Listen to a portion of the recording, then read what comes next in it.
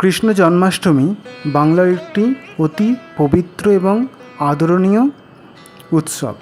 সবাই সারা ভারত জুড়ে এই উৎসব পালিত হয়। এই তিথিতে শ্রীকৃষ্ণের পূজা যথেষ্ট ফল প্রদান করে, শতজন্মের মহাপাপ থেকে উদ্ধার পাওয়া যায়। এই শ্রীকৃষ্ণ জন্মাষ্টমীতে পূজা করার জন্য অতি সহজে আমরা বাড়িতে এই পুজো করতে পারি। এই পুজো করার জন্য খুব বেশি আয়োজনও দরকার পড়ে না। বাড়িতে শ্রীকৃষ্ণের মূর্তি বা কোনো ছবি থাকলেই করা যায়। ভক্তিভাবে কিভাবে করবেন শ্রীকৃষ্ণের পুজো সেটা জানতে সম্পূর্ণ ভিডিওটি দেখতে থাকুন শুধুমাত্র সনাতনী ভাবনায়।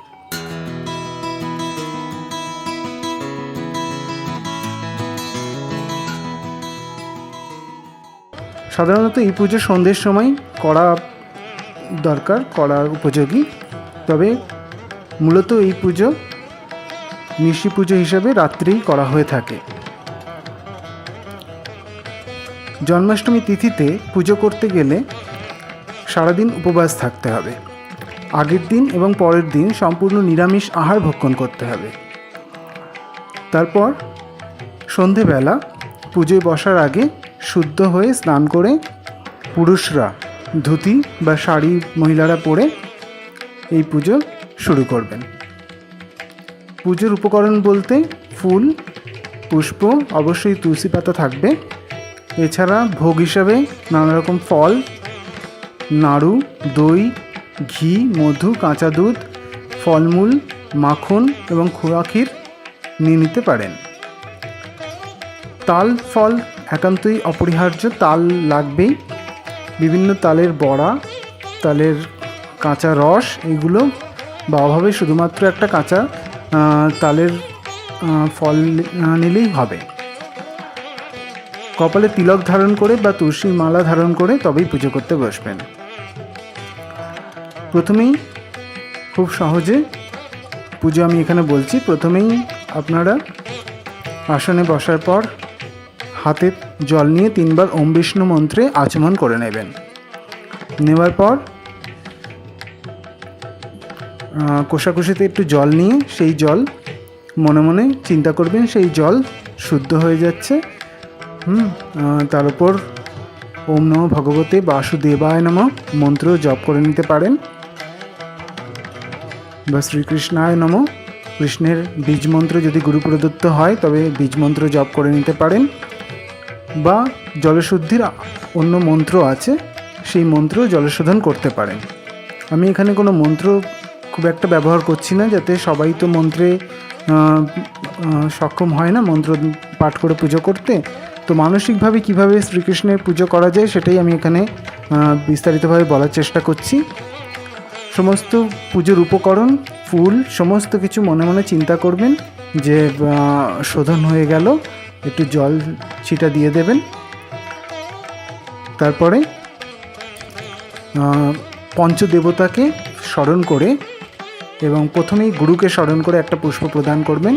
তারপরে পঞ্চদেবতাকে স্মরণ করে এক একটি করে পুষ্প দেবেন। পঞ্চদেবতার মধ্যে হলেন প্রথমেই গণেশের নামে একটা পুষ্প দেবেন, তারপরে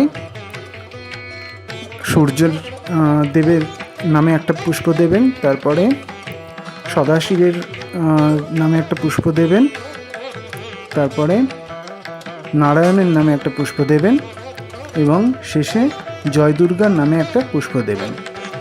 এই পুষ্পগুলি সাধারণত বাড়িতে যদি নারায়ণ শিলা থাকে বা বাণলিঙ্গ থাকে তাতেই দেওয়া হয়।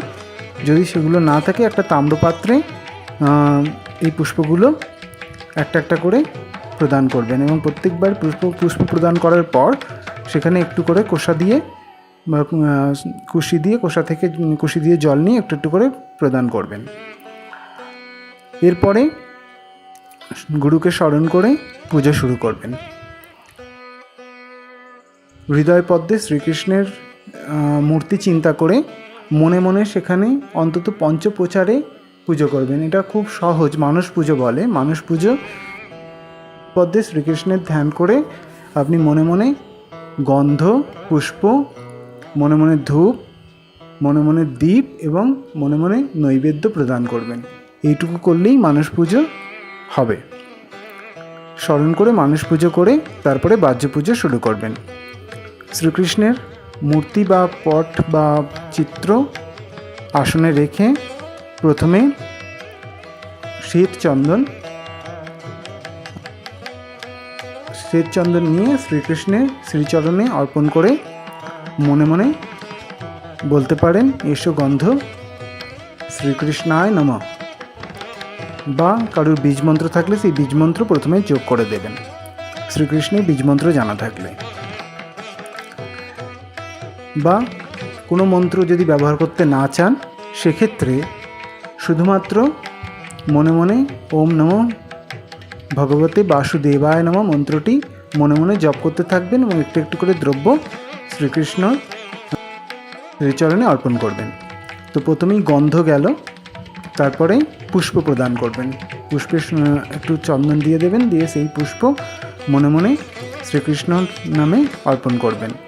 তারপরে ধূপ মনে মনে একইভাবে ধূপ প্রদান করবেন। শ্রীকৃষ্ণের ওই ধূপ দ্বারা শ্রীকৃষ্ণের মূর্তি পটকে আরতি করবেন।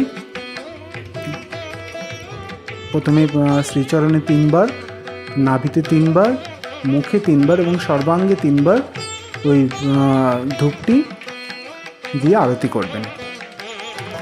এরপর দীপ নেবেন, একইভাবে আরতি করবেন দীপ দ্বারা এবং মনে মনে ওম নমঃ ভগবতে বাসুদেবায় নমঃ মন্ত্র জপ করবেন।